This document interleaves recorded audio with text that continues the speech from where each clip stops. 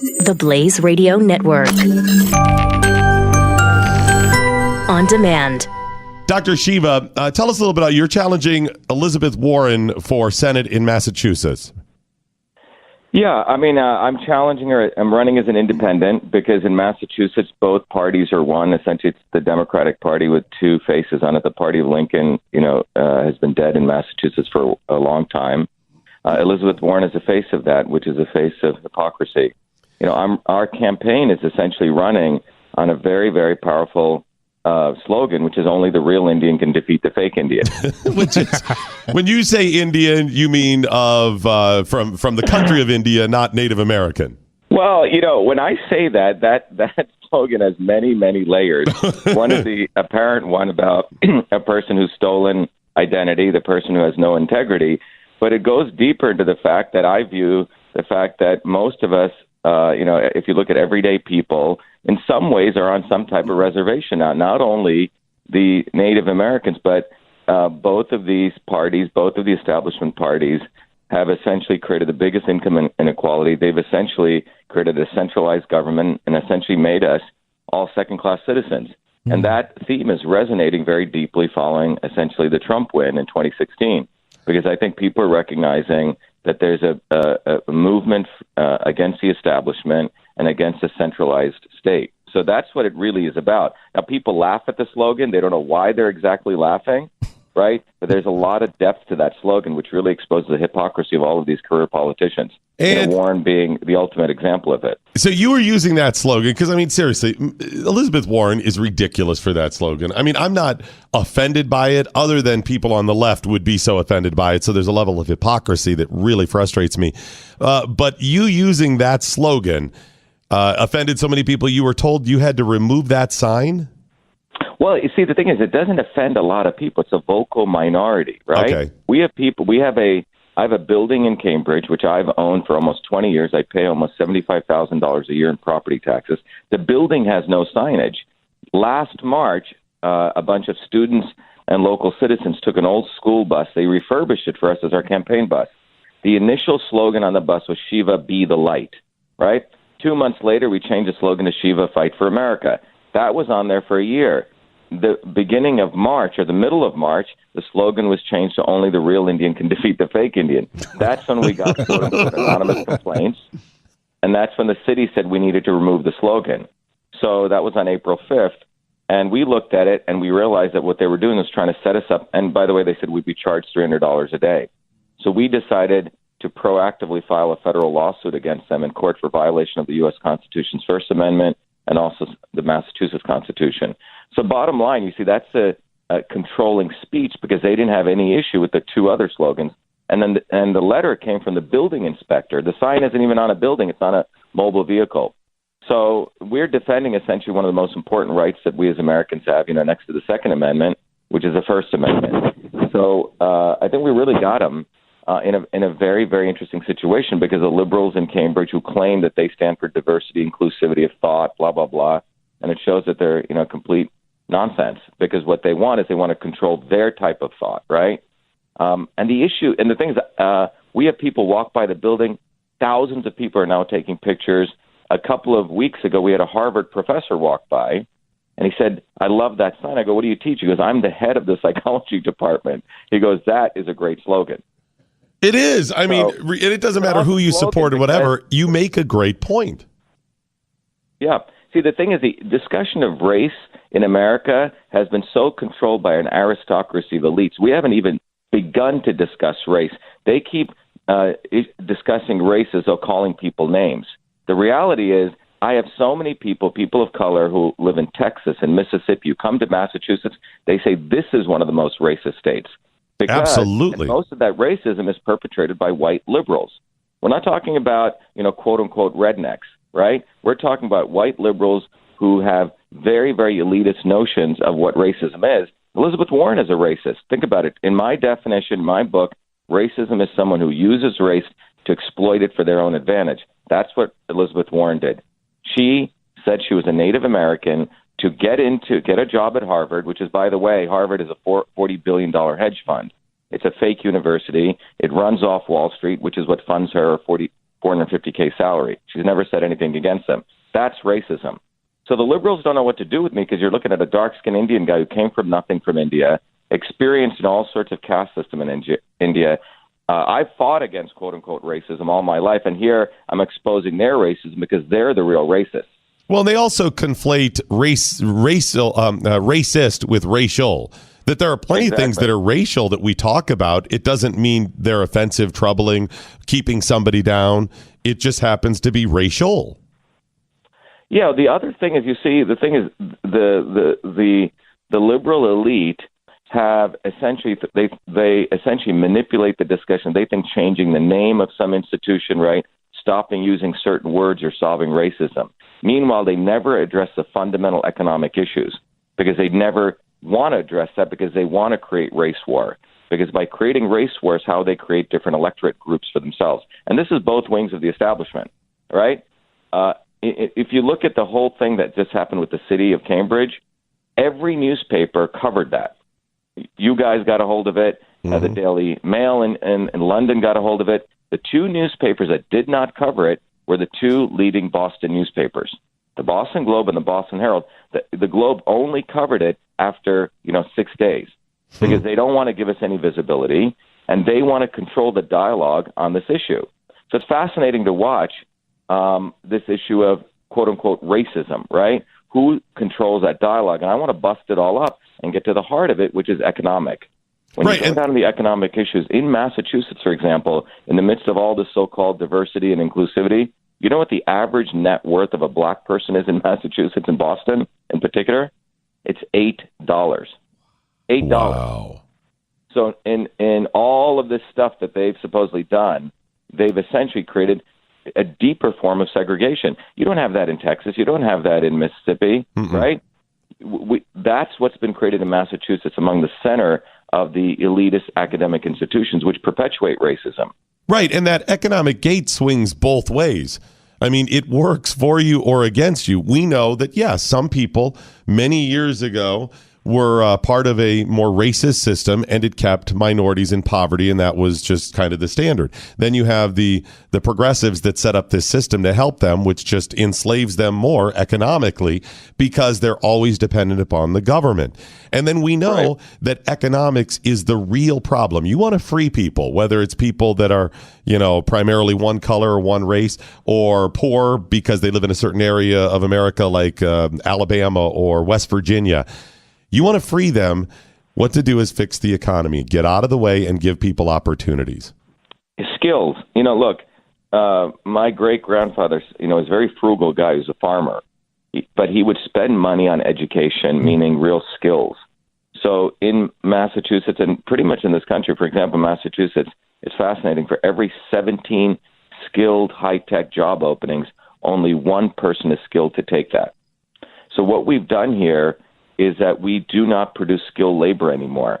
We have taken kids and told them to go to these universities where they study, the anthropology of aardvarks, right? Right. They take on a predatory student loan. Right. They exit with a massive loan. They're useless.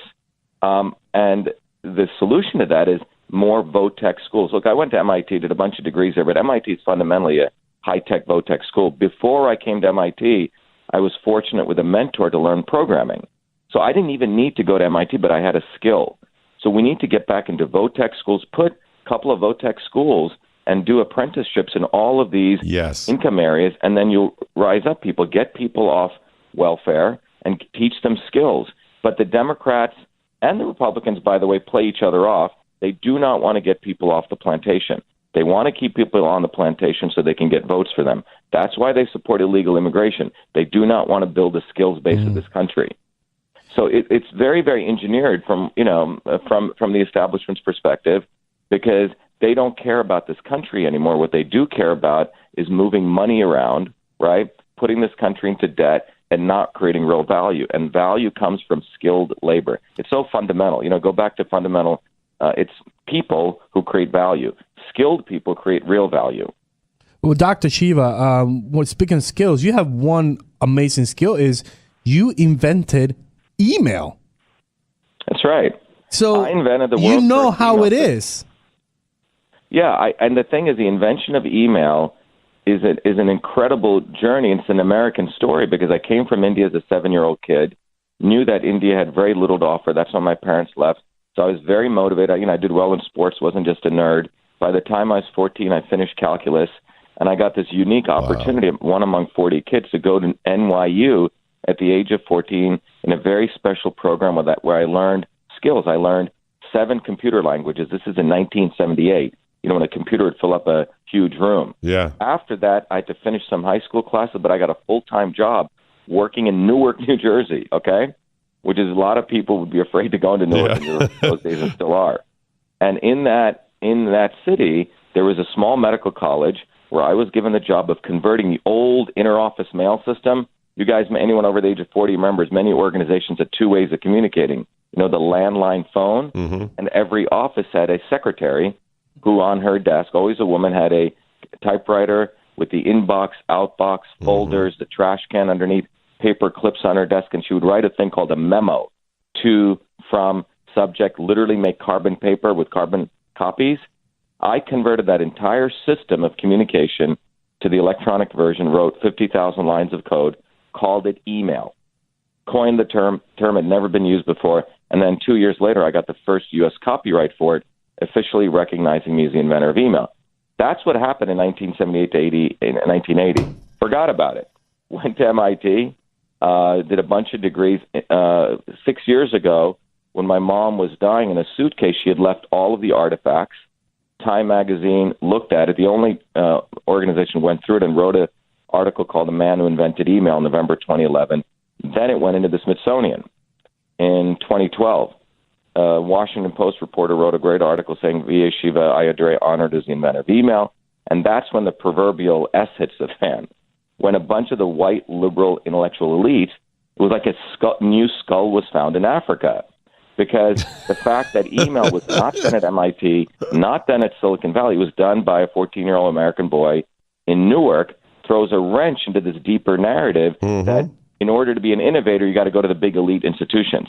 The fact is there's a lot of smart people in this country. By the way, TV was invented by a 14-year-old boy in Franklin, Idaho. Yep. So the deeper narrative is, where does innovation come from?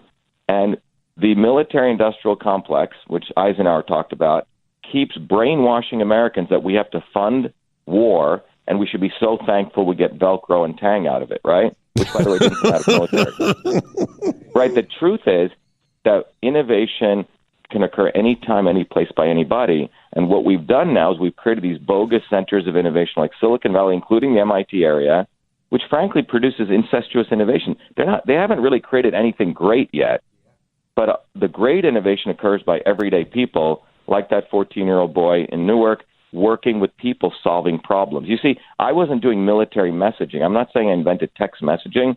I invented email, which was a way to help secretaries. Those were my customers. So I know a lot about where innovation comes from. It comes from solving real problems, and we need to unleash that across America, not only in these quote-unquote centers of innovation. Doctor, but that's what the establishment likes to do, right? They like to determine who's intelligent and who isn't. They've created a neo-caste system, which is what my parents escaped India from. Doctor, you are exactly the type of candidate we want, and so far what I'm hearing, I absolutely love, and it's frustrating when I hear you created spam, because I hate it so much that it's very frustrating that you're the one who is responsible for all the spam I have to go through. Yeah, I think the big opportunity we have in Massachusetts is, I think that Trump win, if you really look at it, was people in this country rising up and recognizing that the real issues were not being addressed by both parties. So Trump is not a Republican or a Democrat. He hijacked the Republican Party. He did it, brilliantly. It's very unlikely they'll let anyone ever do that again. But, I think he was running on the Reform Party before that.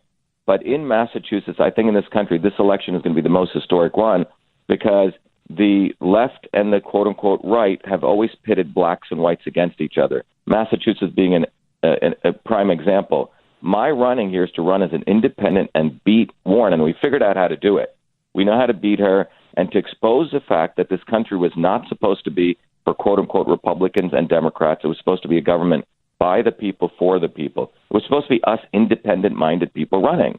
And you know what, That's Doctor? what it's supposed to be. I've said this over and over in the air. We have more things in common, even with those people we argue with online. Most of us understand some basic common principles about balancing your budget and stuff like that we Exactly. just will not do. And by we, I mean government will not.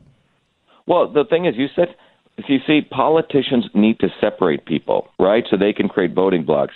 But there are so many issues we all agree on. Number one, we all believe, whether it's left or right, clean food, right? Yep. Monsanto single-handedly has destroyed the food supply of this country. It's not a left or right issue. I was one of the first scientists to expose that. Isn't it interesting that Elizabeth Warren voted for the Monsanto Protection Act? Oh. It makes it very difficult for us to sue them. And both Republicans and Democrats take money from this company, which produces herbicides, which destroy our liver, cause cancer, which produces genetically engineering food, which has no safety assessment standards. Right? So that's not a left or right issue. Another issue is term limits. Every American, 85% of Americans want term limits. The only one who doesn't want it are career politicians and the Supreme Court, which said term limits are unconstitutional. Well, they have no term limits. What person in America does not want us to get really good skills, you say, and lower the cost of health care? So the left and the right debate Romney care, Obamacare, but they never address the cost issue. We need to lower the cost. A 50-cent hamburger is being sold for $500,000. That's what healthcare Right. is. Hey, Dr. Shiva, before I forget, how can people find out more about you? Go to Shiva, SHIVA, numeral 4, Senate.com, Shiva4Senate.com. My Twitter is VA, V as in Victor A, _ Shiva. And give us whatever you can. Help us make phone calls. But, people should declare their independence. That's what this country is about. We should stand up on our own 2 feet. Shiva for Senate. All right. What we'll do is we'll tweet out a link to that. Let us know whatever we could do to help you out. We'll have you back on in the coming weeks or whatever to hopefully give you some more exposure, because I think you got the right ideas. I think we need more people like you. That's what we've been missing. People who have a full understanding and then also are willing to call people out. So, Dr. Shiva, thanks, buddy. Appreciate it. Thank you very much. All right, Dr. Shiva Ayyadurai. Awesome.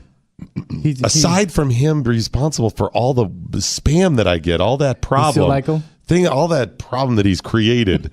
So I think most people are like, hey, he created email. And I'm like, damn it. This guy created email. He took a jab at me. No, think about that. That's amazing. What, on Twitter? No, on now. What did he say? Tang.